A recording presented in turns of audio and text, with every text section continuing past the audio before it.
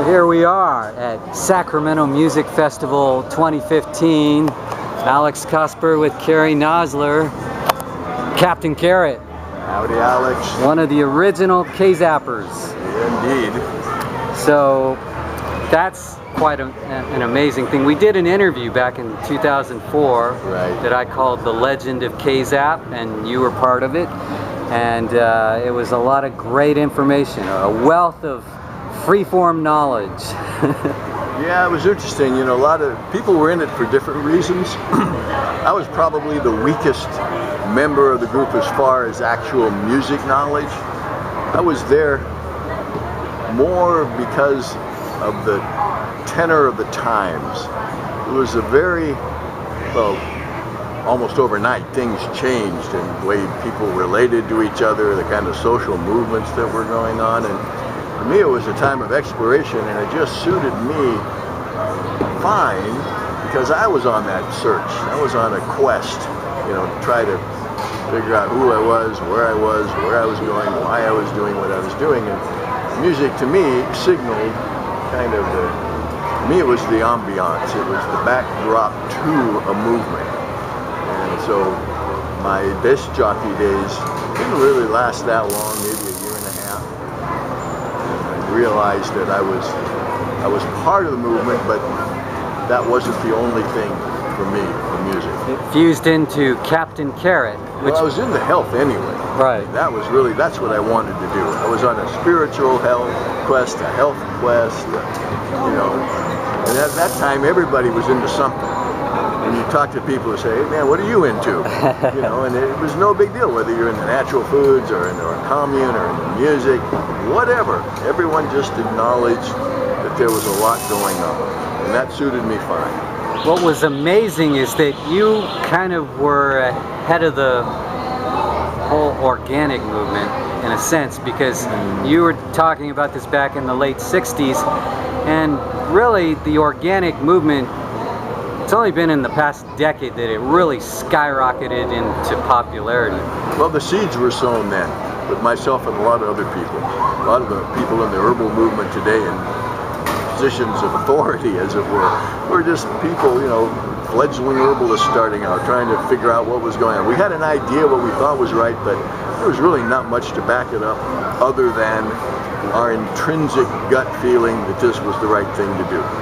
My first sponsor on KZAP was the Sacramento Real Food Company, which was the harbinger, again, of this whole natural movement, as opposed to a, quote, health store, which at the time just sold vitamins. And a natural food store where they say, we want to get back to the land. We want to find out what's going on. You know, where's our food coming from? What are we going to do about this stuff? So it was kind of a concomitant move. And it's that thing that you're talking about that's led to stuff like, you know, Whole Foods or Sprouts, you know, where now everybody's kind of into it. It's really interesting, you know. It's just part of what is. Do you think it's because people got so tired of all the synthetic stuff in the world and all the political nonsense and everything that just isn't real, that people wanted to get back to the real world? Well, that was the emphasis in the beginning. That was the impetus. They wanted to get rid of all that other stuff. They wanted to find what was, quote, natural, organic, Earth Day, whatever you happen, you know. It was still being defined at that time. But I had the platform at KZAP. I mean, when I started in music, but then I came back, and that's where I think it was Captain Carrot's fantasy, what was it called? The Organic Times. Organic Times. You know, and we would do a show every day. Now, not too many stations would interrupt a half hour of music, you know, to bring someone talking about health. But it was because that was part of the ambiance of the age, part of KZAP's appeal, is, you know, its reach at the time. Would you figure out ways to actually turn song titles into stories that went along with health food? No. Dennis Newhall did that. Okay. Newhall would interview me, and every day after I got to talking, he'd try to find music that had something to do with it. And believe me, when you're somehow got onto things about intestinal cleaning, whatever we would get into, somehow Dennis would try to find music that would go with it. That was always his big challenge, and he was early up to it.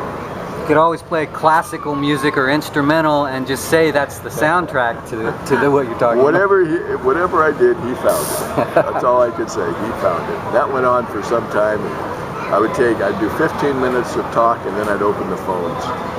And I never, ever remember, we never had a screener. I never had a really bad call. And there was always people responding. I just take it on faith that when I gave out the number, somebody would call. And they did. And at that same time, I was teaching yoga classes, I was teaching nutrition classes, and I'd advertise them on my little show. And we had a real community, you know. It was just a group of people that were interested in what was going on and wanted to be a part of it. Do you think today's organic movement and the more conscious crowd draws from that period, the late 60s? Oh, there's no doubt. No doubt. At its genesis at that point. You know, as I said, it sowed the seeds, as it were. And a lot of the people who are prominent in the organic movement today are people who started out at that time. So, yeah, I have no doubt at all. And it's gone through different stages, and now there's still a battle going on. Now that it's so popular, it's kind of interesting. The battle against the big guys moving into the organic business, keeping the integrity of the movement. General Mills is buying out some of it. I don't mind them buying it, because they got smart. But they figured when they bought it originally, they were buying up stuff, and they didn't let them do what they did, which was the reason why they bought them in the first place. Yeah. And they figured, we better leave them alone. Don't dilute the market. Don't dilute the standard. Let them do what they want. I'm not saying I want everybody to buy up everything, but at least they've learned that the people who are into it are into it. You know, they don't want to accept some phony substitute. Right. So it's pure. Now we got battles going on. You know, the GMO thing is a big battle. The whole environmental thing, obviously, is a big part of the consciousness of what's going on. So it's not going to end, but we sure have a lot more allies today than we ever did before. In Congress and everywhere, people are into the whole thing. In fact, it was kind of strange, Alex. Some people criticize the organic movement today because it's too elite. You know, I say, wait a minute, we've worked hard to get to this point, and if you buy it, I understand not everybody can, but with whatever disposable income you have, you vote with your dollar. And if you vote to buy something organic, you're voting for farmers and distributors and just the whole ambiance of good, healthy eating and environment. So these days you do a show on Sirius. Tell us about that. Yeah, it's called Forever Young. We do it with a lady out of Dallas, Texas. You know, with the instruments they got today, the equipment, you can be anywhere and do the show. So we highlight different products that are really good. Talk to people who bring evidence. I guess I'm glad you kind of mentioned that to lead me into this whole thing, because now there's so much more evidence to back up what we're doing. And I admit in the beginning there wasn't much in it, other than, like I said, it was intuition. That understanding has got to be right. I don't know why, I can't prove it, but it's got to be that way. Yeah. And now it's called evidence-based medicine. Okay. And there's a lot out there. It's growing all the time. Isn't it amazing how you turned out to be right back then? Yeah, come to think of it, you know, I kind of thought it wouldn't be that way. You know what? But here's an interesting thing. Even if it didn't totally turn out that way, I still would have been that way. Yeah. That was my path. That was my mission. I knew it, and I just happened to cosmically have all the things in place that allowed me to be somewhat of a broadcaster for that whole thing. I guess an evangelist of sorts. Right. And you wound up on television, PM Magazine. What a great thing that happened. I was doing all kinds of stuff. I mean, to go from KZAP with KZAP's audience, and in the same day, I'd go over to KCRA radio, which was definitely not KZAP audience, and then at night do a little television spot. I mean, it was covering a whole bunch of stuff. It was amazing. Think about it. I'm calling this guy Captain Carrot and everyone thinks that's cool. It was respectful, actually, and it was like that Captain Carrot guffaw laugh. It was, oh, you're Captain Carrot. Fine. Now, you must have been on several stations, because when I started at Quad in 1984, my first job was carting up your feeds for Captain Carrot, the daily tips you gave. We actually did a little syndication thing at the beginning when the new owners, when the guys that I worked under mostly came into KZAP, they started a little syndicated thing. And I know that we got going pretty good. I don't think we knew what we were doing at the time. Was that on a bunch of stations?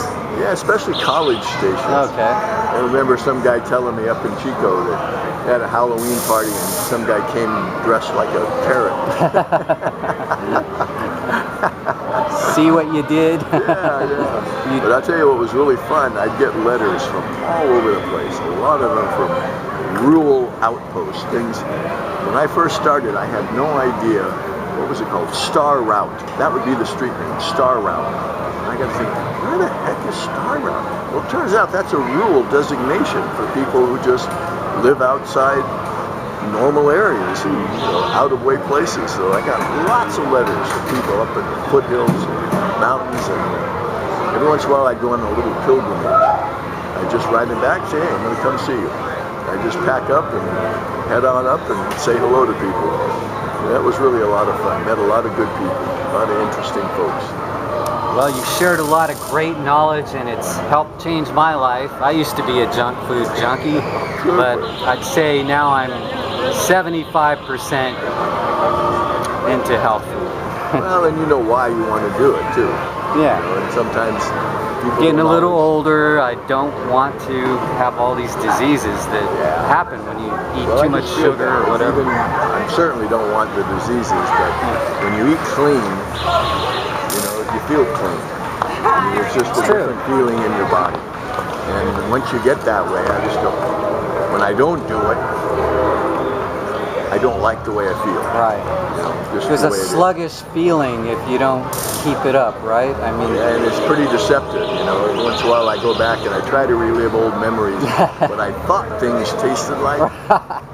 Man, it's always a disappointment. Yeah. Always a disappointment.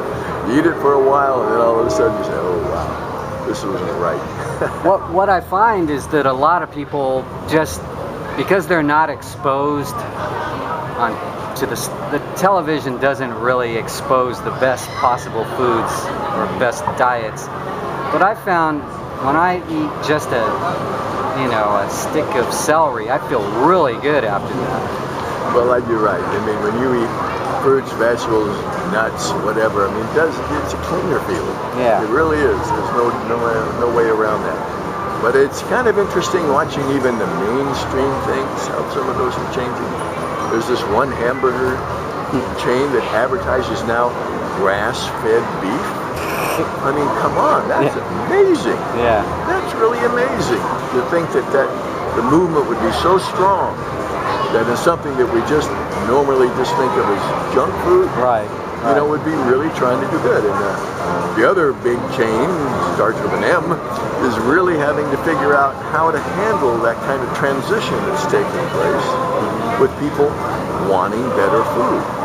Well, they better think of something because their profits are slipping. Right, that's the whole point, because they haven't figured that out yet. Yeah. So there's big stuff going on. Big stuff. Cary Nosler, thanks for this talk here at Sacramento Music Festival.